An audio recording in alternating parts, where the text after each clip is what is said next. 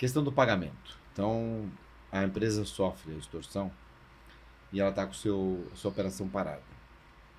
Quando ela deve ou deveria pagar essa extorsão? Ou não deveria? Eu vou dar minha opinião pessoal, tá? Em relação a isso. Eu, no papel, né, de uma organização, eu não pagaria esse resgate, tá? E, curiosamente, Renato, eu não tive nenhum dos meus clientes que foram vítimas de ransomware que pagaram o resgate. Por conta do fôlego financeiro que o seguro traz, eles conseguiram ter mais tempo para recuperar sistemas, para restaurar e para restabelecer e gerenciar a crise diante disso. E por que eu digo, né, que eu não pagaria? Porque 80% das empresas que pagam acabam se tornando vítimas de novo em relação a isso.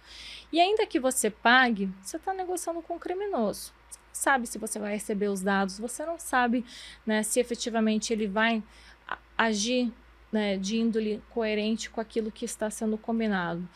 Sim, há casos que foram devolvidos dados, há casos que o criminoso, né, fez aquilo que era combinado, mas a gente não sabe o que isso pode desenrolar.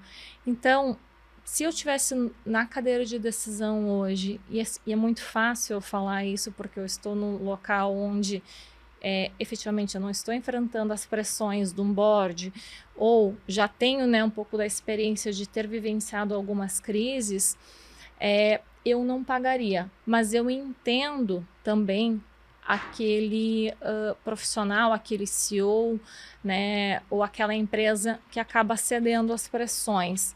Pagar um resgate hoje tem que ser algo muito bem pensado e coordenado, inclusive com as autoridades. A gente está falando de criminoso, não é diferente do bandido que está aqui roubando celular só porque ele não suja a mão. Então, acho que é isso que a gente precisa começar a entender. Aproveitando, também acho que o ideal é não pagar, evitar o máximo, né? Mas o dilema que vem é com relação à operação. Eu não consigo subir a minha operação, eu preciso que o meu sistema seja desencriptado. Então, é isso que faz ter esse desejo, essa vontade. Mas, por outro lado, como é que está a maturidade das empresas? Porque se você tem uma estrutura pronta de resposta a incidentes, que existem algumas seguradoras que exigem essa parte mínima que a gente vai comentar depois. Como é que está essa maturidade? As empresas... Porque a nossa impressão... Vamos lá, você está aqui porque o seguro está sendo cada vez mais necessário.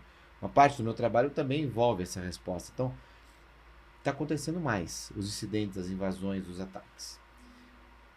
Nós sempre falamos em educação, vamos lá, vamos, né, passar conscientização de segurança, aplicar patches, dar senhas, todo tipo de coisa, duplo grau ou multifator de autenticação, etc. Como é que você vê? Isso está fazendo efeito ou não está fazendo efeito? Ou é consequência do aumento do uso da tecnologia? Por que está aumentando tanto? E essa maturidade tá vindo ou não está vindo junto? Eu achei excelente o seu ponto. Duas coisas. O crime cibernético está aumentando. Então, hoje o crime cibernético ele movimenta mais dinheiro que o tráfico de drogas, que o tráfico de pessoas a nível global. Então, isso faz com que efetivamente a gente veja, sim, mais incidentes. Hoje o crime cibernético movimenta cerca de 8 trilhões de dólares no mundo. Se fosse uma economia, seria a terceira maior economia global. Então, por isso que a gente vê efetivamente mais incidentes. Mas, por outro lado, se a gente pegar, então, inclusive o número do universo que eu estou inserida, que é seguros, tá? 2020 e 2021 foi um show de horror para nós em pagamentos de sinistros. As carteiras todas, né, ficaram negativas, tanto aqui no Brasil quanto fora dele. As seguradoras perderam dinheiro vendendo seguro cyber. Teve algumas que, inclusive, retiraram os seus produtos, né? Então, não vou mais vender seguro cyber porque isso aqui é algo muito acionado e efetivamente não faz sentido, não faço dinheiro. Seguradora não é ONG, né, de caridade. Eles também estão ali para fazer dinheiro no final do dia. Se a gente olhar os números consequentemente, após a pandemia, não foi porque a pandemia acabou, mas porque as empresas investiram em maturidade e a régua de contratação, especialmente para as grandes empresas, que aí a gente tem um olhar, sim, também para os terceiros, que volta para a questão dos PMEs, mas vamos olhar para as grandes empresas, elas têm uma régua muito mais alta em relação à governança. Elas precisaram adotar mecanismos relacionados a ferramentas, a processos, a sistemas, que efetivamente criam uma maior barreira de proteção para que dificulte, né, a exploração por parte dos hackers. E com isso, a gente tem percebido sim uma diminuição em termos de magnitude de impacto e até mesmo de frequência. O hacker está preferindo até explorar aquela empresa que não investe.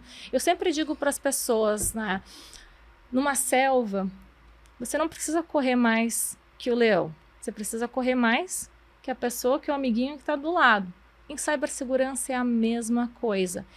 Eu, efetivamente, eu não preciso ser a NASA em termos de cibersegurança, mas eu preciso estar melhor que os meus pares. Por quê? Porque, efetivamente, todos nós estamos suscetíveis ao mesmo tipo de ataque.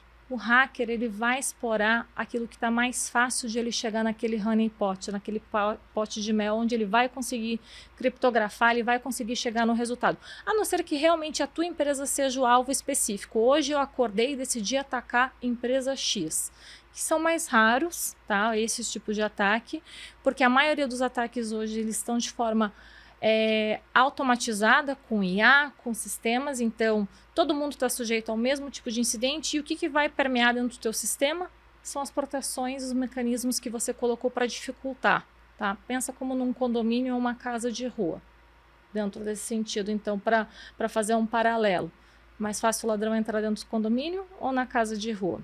Ele vai explorar o que primeiro, se ele puder escolher? É assim no ambiente digital também, gente. Então, por isso que a gente precisa começar a olhar o todo. Não é só uma questão de que, sim, há incidentes acontecendo. Há incidentes acontecendo porque o crime aumentou no mundo digital. Dinheiro é número na tela, o dado vale. Nato, você sabe melhor do que eu quanto um dado vale hoje em relação à Deep Web. E, consequentemente, a gente ainda vê uma grande maioria de empresas pagando o resgate. O número de prisões é baixo, né, em relação ao crime cibernético. Então, eu sou um criminoso, eu estou me expondo na rua, né, a ser preso, a sofrer tomar um tiro, ou eu posso ficar dentro de casa, no ar-condicionado, no computador, sem ser o risco de ser descoberto.